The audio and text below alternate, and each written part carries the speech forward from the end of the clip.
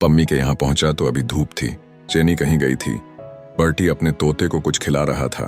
कपूर को देखते ही हंसकर अभिवादन किया और बोला, पम्मी अंदर है। वह सीधा अंदर चला गया। पम्मी अपने शयन कक्ष में बैठी हुई थी। कमरे में लंबी लंबी खिड़कियां थीं, जिनमें लकड़ी के चौखटों में रंग बिरंगे शीशे लगे हुए थे। खिड़कियां बंद थीं और सूरज की किरणें इन शीशों पर पड़ रही थीं और पम्मी पर सातों रंग की छायाएं खेल रही थीं। वह झुकी हुई सोफे पर अधलेटी कोई किताब पढ़ रही थी। चंदर ने पीछे से जाकर उसकी आंखें बंद कर लीं और बगल में बैठ गया। कपूर अपनी सुकुमार अंगुलियों से चंदर के हाथ को आंखों पर से हटाते हुए पम्मी बोली और पलकों में बेहद नशा भरकर सोनजूही की मुस्कान बिखेर कर चंदर को देखने लगी। चंदर ने देखा, वह ब्राउनिंग की कविता पढ़ रही थी। वह पास बैठ गया। पम्मी ने उसे अपने वक्ष पर खींच लिया और उसके बालों से खेलने लगी। चंदर थोड़ी देर चुप लेटा रहा, फिर पम्मी के गुलाबी होठों पर अंगुलियां रखकर बोला, पम्मी, तुम्हारे वक्ष पर सिर रखकर मैं जाने क्यों सब कुछ भूल जाता हूं। पम्मी, दुनिया वासना से इतना घबराती क्यों है? मैं ईमानदारी से कहता हूं कि अगर किसी को वासनाहीन प्यार करके, किसी के लिए त्याग करके मुझे जितनी शांति मिलती है, पता नहीं क्यों मानसलता में भी उतनी ही शांति मिलती है। ऐसा लगता है कि शरीर के विकार अगर आध्यात्मिक प्रेम में जाकर शांत हो जाते हैं तो लगता है आध्यात्मिक प्रेम में प्यासे रह जाने वाले अभाव फिर किसी के मानसल बंधन में ही आकर बुझ पाते हैं। कितना सुख है तुम्हारी ममता में। छी!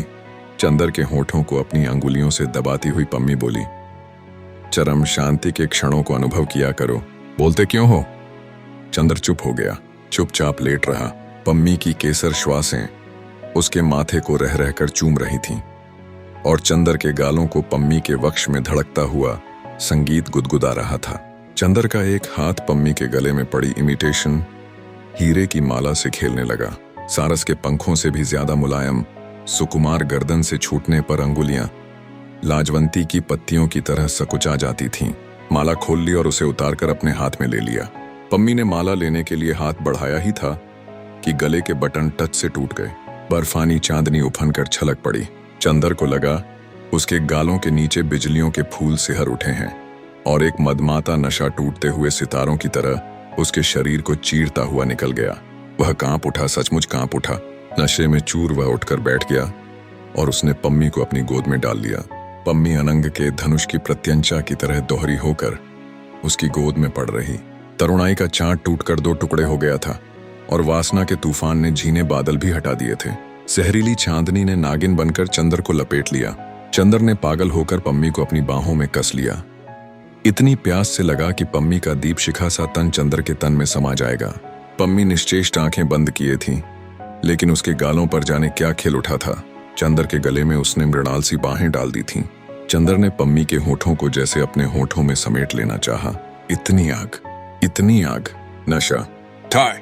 सहसा बाहर बंदूक की आवाज हुई। चंदर चौंक उठा। उसने अपने बाहुपाश ढीले कर दिए, लेकिन पम्मी उसके गले में बाहें डाले बेहोश पड़ी थीं। चंदर ने क्षण भर पम्मी के भरपूर रूप यौवन को आंखों से पी लेना चाहा। पम्मी ने अपनी बाहें हटा लीं और नशे में मखमूर सी चंदर की गोद से एक और लुढ़क गई। उसे अपने तन बदन का होश नहीं था। चंदर ने उसके वस्त्र ठीक किए और फिर झुककर उसकी नशे में चूर पलकें चूम लीं। ठाय! बंदूक की दूसरी आवाज हुई। चंदर घबरा कर उठा। ये क्या है पम्मी? होगा कुछ, जाओ मत। अलसाई हुई नशीली आवाज में पम्मी ने कहा और उसे फिर खींचकर बिठा लिया और फिर बाहों में उसे समेटकर उसका माथा चूम लिया। ठाय! फिर तीसरी आवाज हुई। चंदर उठ खड़ा हुआ और जल्दी से बाहर दौड़ गया। देखा बर्टी की बंदूक बरामदे में पड़ी है और वह पिंजड़े के पास मरे हुए तोते का पंख पकड़कर उठाए हुए है। उसके घावों से बर्टी के पतलून पर खून छू रहा था। चंदर को देखते ही बर्टी हंस पड़ा। देखा, 3 गोली में इसे बिल्कुल मार डाला। वह तो कहो सिर्फ एक ही लगी वरना। और पंख पकड़कर तोते की लाश को झुलाने लगा। छी! फेंको उसे, हत्यारे कहीं के। मार क्यों डाला उसे? तो चंदर ने कहा, तुमसे मतलब? तुम कौन होते हो पूछने वाले? मैं प्यार करता था उसे, मैंने मार डाला। पर्टी बोला और आहिस्ते से उसे एक पत्थर पर रख दिया। रुमाल निकालकर फाड़ डाला। आधा रुमाल उसके नीचे बिछा दिया और आधे से उसका खून पहुंचने लगा। फिर चंदर के पास आया। चंदर के कंधे पर हाथ रखकर बोला, कपूर, तुम मेरे दोस्त हो ना? जरा रुमाल दे दो। और चंद्र का रुमाल लेकर तोते के पास खड़ा हो गया। बड़ी हसरत से उसकी ओर देखता रहा, फिर झुककर उसे चूम लिया और उस पर रुमाल ओढ़ा दिया। और बड़े मातम की मुद्रा में उसी के पास सिर झुकाकर बैठ गया। बर्टी बर्टी पागल हो गए क्या? चंदर ने उसका कंधा पकड़ाकर हिलाते हुए कहा। यह क्या नाटक हो रहा है?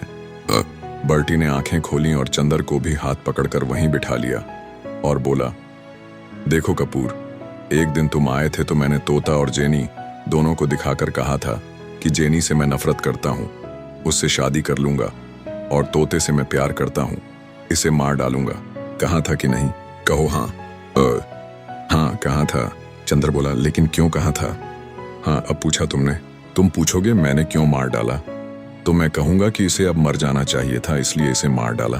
तुम पूछोगे इसे क्यों मर जाना चाहिए, तो मैं कहूंगा जब कोई जीवन की पूर्णता पर पहुंचा जाता है तो उसे मर जाना चाहिए। अगर वह अपनी जिंदगी का लक्ष्य पूरा कर चुका है और नहीं मरता तो यह उसका अन्याय है। वह अपनी जिंदगी का लक्ष्य पूरा कर चुका था, फिर भी नहीं मरता था। मैं इसे प्यार करता था लेकिन यह अन्याय नहीं सह सकता था, अतः मैंने इसे मार डाला।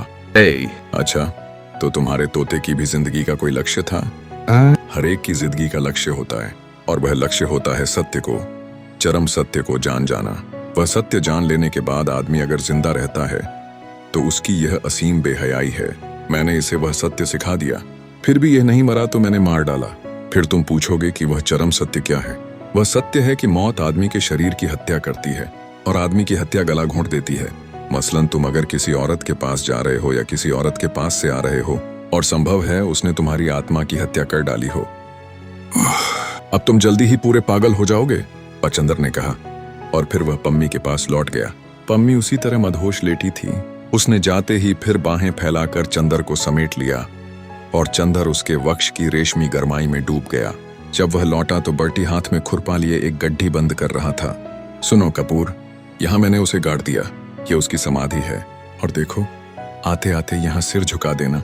वह बेचारा जीवन का सत्य जान चुका है, समझ लो वह सेंट पैरट संत शुकदेव हो गया है। अच्छा अच्छा, चंद्र सिर झुकाकर हंसते हुए आगे बढ़ा।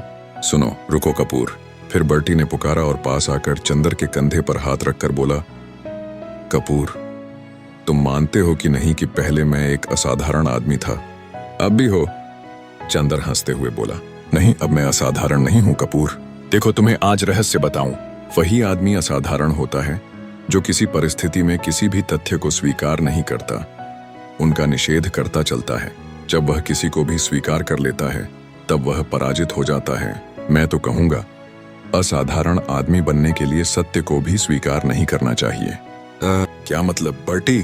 तुम तो दर्शन की भाषा में बोल रहे हो, मैं अर्थशास्त्र का विद्यार्थी हूँ भाई। चंद्र ने कौतूहल से कहा, देखो अब मैंने विवाह स्वीकार कर लिया, जेनी को स्वीकार कर लिया, चाहे यह जीवन का सत्य ही क्यों ना हो, पर महत्ता तो निषेध में होती है। सबसे बड़ा आदमी वह होता है जो अपना निषेध कर दे। लेकिन मैं अब साधारण आदमी हूँ, सस्ती किस्म का अदना व्यक्ति। मुझे कितना दुख है आज, मेरा तोता भी मर गया और मेरी असाधारणता भी। और बर्टी फिर तोते की कब्र के पास सिर झुकाकर बैठ गया।